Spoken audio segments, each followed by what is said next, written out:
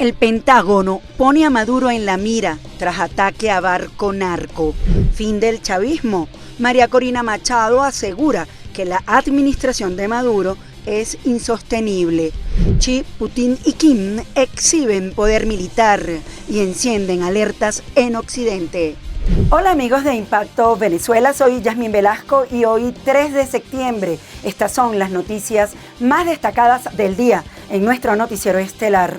Estados Unidos lanza una ofensiva militar en el Caribe y acusa directamente a Nicolás Maduro de liderar un narcoestado. El Pentágono advierte que las operaciones no cesarán. Nicaragua denuncia intervención extranjera, mientras Colombia condena el ataque como un asesinato. La tensión regional escala. El reporte con Catherine García. El bombardeo de una embarcación presuntamente vinculada al Tren de Aragua marca un punto de inflexión en la política antidrogas de Washington. 11 personas murieron en la operación, y el Pentágono no solo confirmó el ataque, sino que lo señaló como parte de una misión permanente. En un mensaje directo, Estados Unidos reiteró el señalamiento al presidente venezolano Nicolás Maduro como líder de un narcoestado y advirtió que no está fuera de su alcance. La ofensiva militar refuerza la narrativa de seguridad hemisférica y posiciona al Caribe como un nuevo frente de combate. The only person that should be worried is Nicolas Maduro, who's running effectively as a kingpin of a narco state, not actually elected and indicted for $50 million by the United States. And we know he's involved in the types of drug running that has affected the American people directly. So China and other countries are going to say certain things, and that's their prerogative. What we have there in the Caribbean is a clear demonstration of military might. President Trump has shown, whether it's the southwest border, whether it's the Houthis in freedom of navigation, whether it's Midnight Hammer in Iran, that the precise application of American power can have... Al respecto, desde Managua, el presidente nicaragüense Daniel Ortega condenó el operativo y acusó a Estados Unidos de utilizar la lucha contra el narcotráfico como una fachada para desestabilizar gobiernos en la región.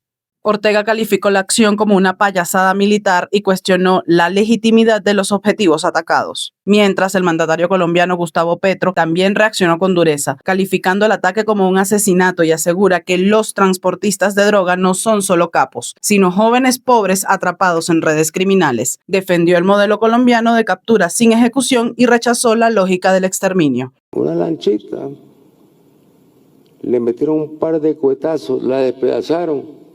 Mataron a 11 personas que viajaban. ¿Cómo demuestran ellos que eran narcotraficantes y que llevaban drogas para los Estados Unidos? ¿Cómo lo demuestran? Simplemente es una forma de tratar de demostrar que ellos son duros. En este contexto, el secretario de Estado de Estados Unidos, Marco Rubio, durante su visita a México, advirtió que podría intensificarse los ataques contra el Tren de Aragua y el Cartel de los Soles. El presidente ha declarado estas organizaciones, Tren de Aragua, Cartel de los Soles y todos los demás, estos grupos son grupos narcoterroristas. Son grupos narcoterroristas designados por leyes de Estados Unidos, operando en aguas internacionales y explotaron un bote.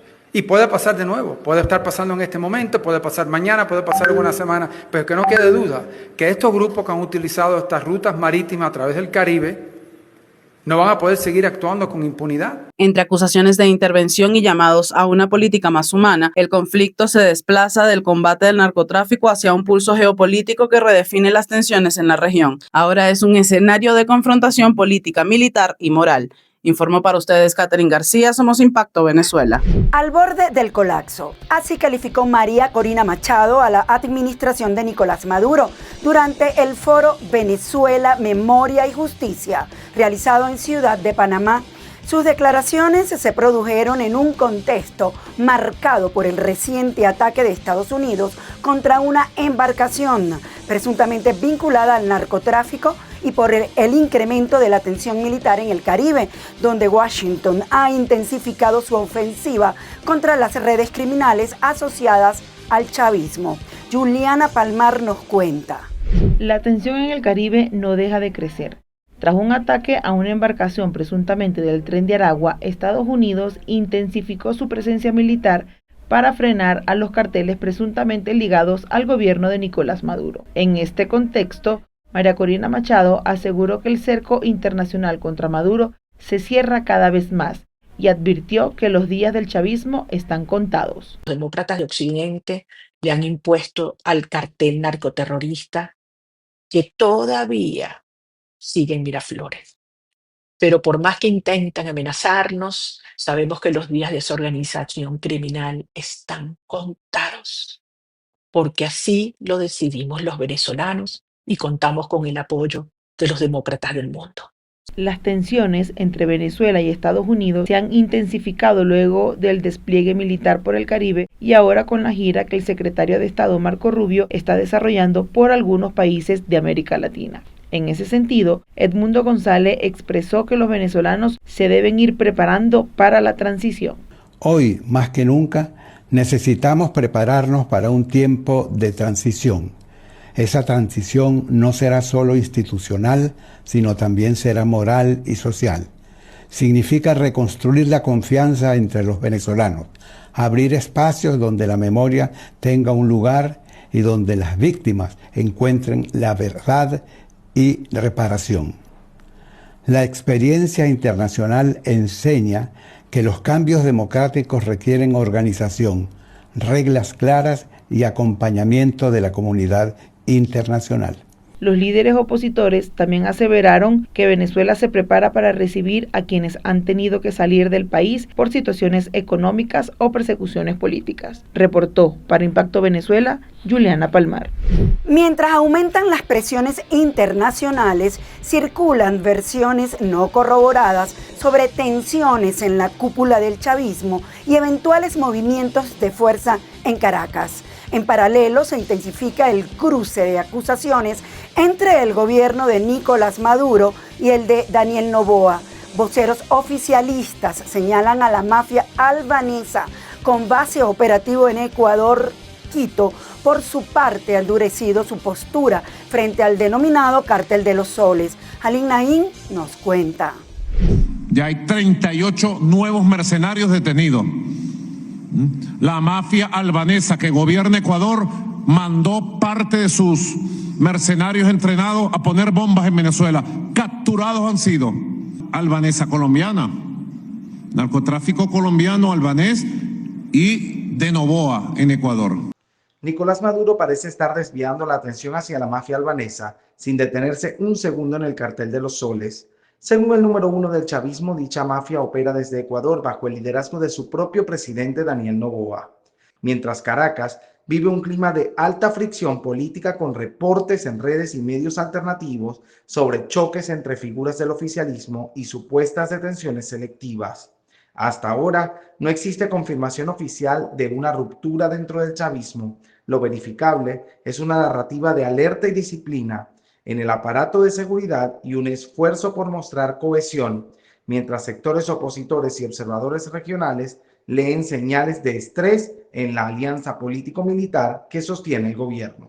Claro que hay una división muy clara de visiones de quienes, fueron corruptos y se aprovecharon del dinero del Estado, que dicen en contra del otro grupo que está inmerso en delitos de narcotráfico, que ellos, no creen en esa confrontación armada, que hay que buscar una salida negociada, y negociar, entiéndase, por entregarse, por salir del país, por salir del poder, no como dice algunos voceros de Maduro que los califican como opositores, que no lo son, que dicen que no existe o que no saben, que no tienen pruebas de que exista el Cartel de los Soles.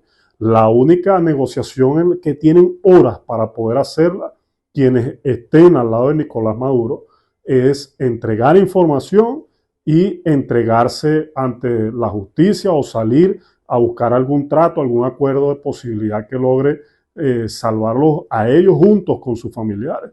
El contrapunto con Ecuador suma una capa geopolítica. Desde Caracas se insiste en que las estructuras del crimen transnacional apodadas mafia albanesa usan puertos ecuatorianos como plataforma. En Quito, Ecuador, la respuesta ha sido elevar el tono frente al Cartel de los Soles, en línea con decisiones recientes de actores de la región.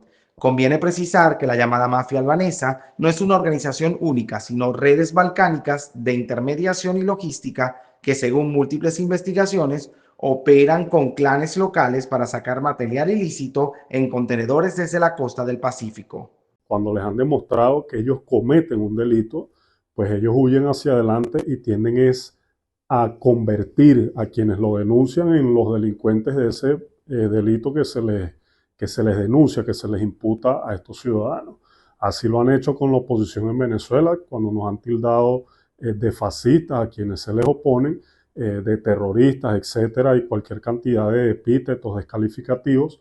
Y en este momento lo que queda claro es que Nicolás Maduro está dirigiendo una mafia transnacional desde Venezuela. No lo digo yo, Manuel García, no lo dice alguien que esté vendiendo verduras en el país, lo dice quien fue el jefe de inteligencia y de contrainteligencia militar. Lo han dicho en un juicio, lo han aceptado los sobrinos de Cilia Flores. Más allá del intercambio político, el ángulo clave es operativo. Si la presión internacional crece y la cooperación judicial se coordina, el margen para cualquier red, sea de origen venezolano, balcánico o mixto, se reduce. En ese terreno, separar hechos corroborados de rumores es crucial para no confundir el mapa del crimen con la pelea política del día.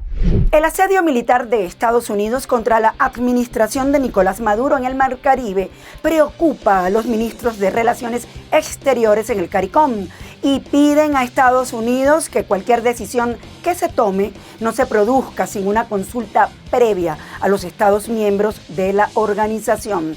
Los detalles los tiene Quique Frías.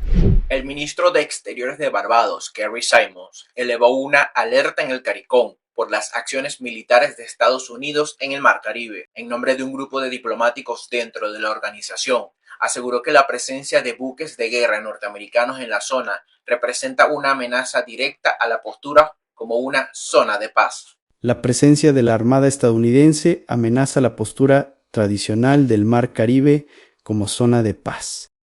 Simons remarcó que en el bloque regional aún no existe una postura oficial sobre el tema, pero que los diplomáticos solicitaron al secretario de Estado norteamericano, Marco Rubio, que notifique antes de cualquier acción.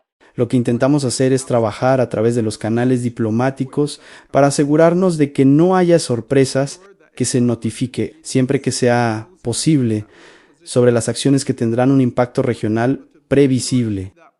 Por último, el diplomático de Barbados subrayó que esta postura no representa un rechazo a la estrategia de Estados Unidos para combatir al narcotráfico y al cártel de los soles, que por el contrario, lo apoyan como una solución para acabar con estos problemas en los países de la región. Informó para ustedes Quique Frías, Impacto Venezuela.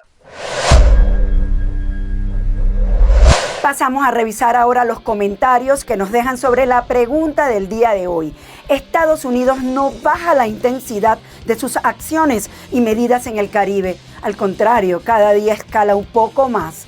En contraste, el chavismo busca suavizar su narrativa con una frase que deja mucho que pensar.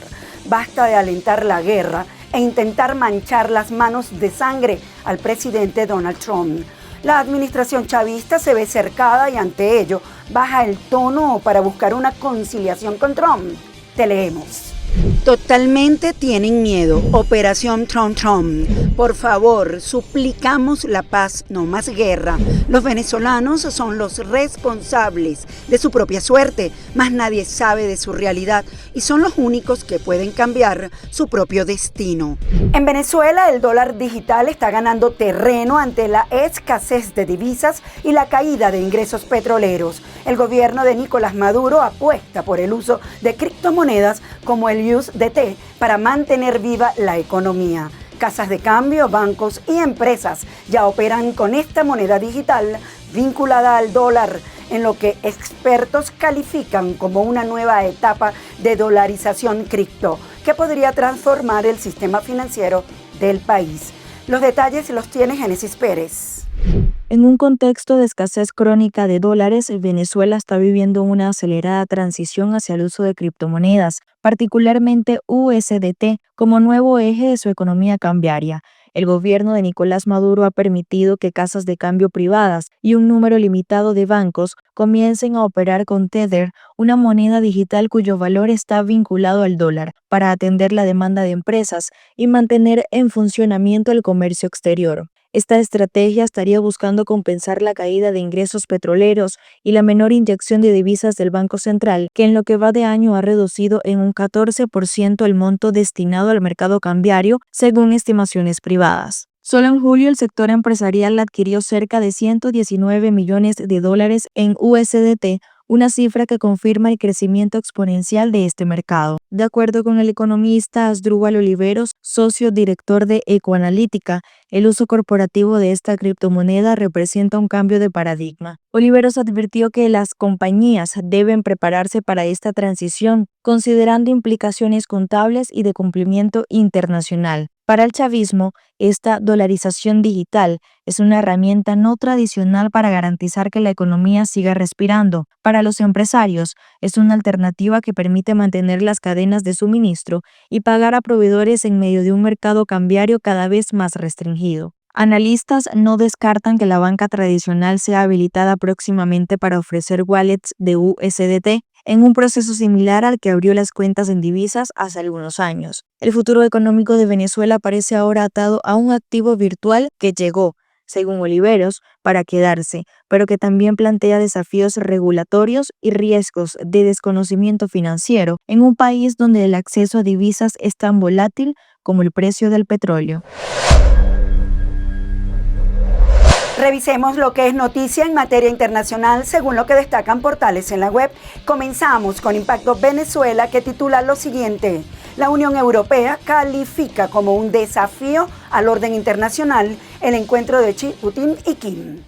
La jefa de la diplomacia de la Unión Europea, Kaja Kallas, describió la reciente reunión en Pekín entre los líderes de China, Rusia y Corea del Norte como un desafío directo al orden internacional. Kallas afirmó que este encuentro no solo envía señales antioccidentales, sino que también representa una amenaza directa al sistema internacional actual. Subrayó que la alianza entre estos países, en particular el apoyo de China a la guerra de Rusia en Ucrania, exige que Europa asuma un papel más activo y unido en la escena global. La diplomática instó a los países de la UE a mostrar coraje político y a construir su poder para poder influir en la arquitectura mundial de seguridad que, según ella, China y Rusia buscan transformar. El partido Irfan Ali lidera el recuento de votos en mayoría de las regiones de Guyana. Según proyecciones extraoficiales basadas en actas electorales, el partido del presidente de Guyana, Irfan Ali, el Partido Progresista del Pueblo Cívico, se perfila como el ganador de las elecciones generales, consolidando su liderazgo en la mayoría de las regiones del país. Estas elecciones cruciales para determinar quién gestionará la vasta riqueza petrolera de Guyana también marcaron el surgimiento del partido Invertimos en la Nación como la principal fuerza de oposición, superando a la coalición APNU. La victoria del PPPC, que aún debe ser confirmada por la Comisión Electoral, se traduce en un posible segundo mandato para Ali y una mayoría más amplia en el Parlamento. Cayó en Cúcuta, alias HD, integrante del Tren de Aragua. En 2023 se fugó junto con el niño Guerrero. En Cúcuta, Colombia, la Policía Nacional capturó a Anderson Ernesto Dorante Parra, alias HD, uno de los criminales más peligrosos del Tren de Aragua. Su arresto fue el resultado de una colaboración con la Interpol y el CICPC de Venezuela. HD, quien se había fugado de una prisión venezolana en 2023, era buscado en 196 países y se le acusa de delitos como financiamiento del terrorismo, narcotráfico y tráfico de armas. Se cree que HD vivía en Cúcuta con documentos falsos donde operaba como el principal enlace logístico y financiero del grupo en las fronteras de Colombia y Ecuador. Su captura representa un golpe significativo para desmantelar desmantelar esta red criminal.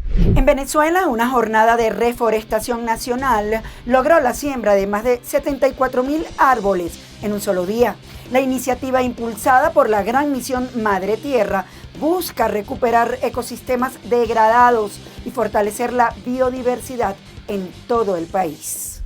En Venezuela, la gran jornada de reforestación nacional dejó una huella verde en todo el territorio.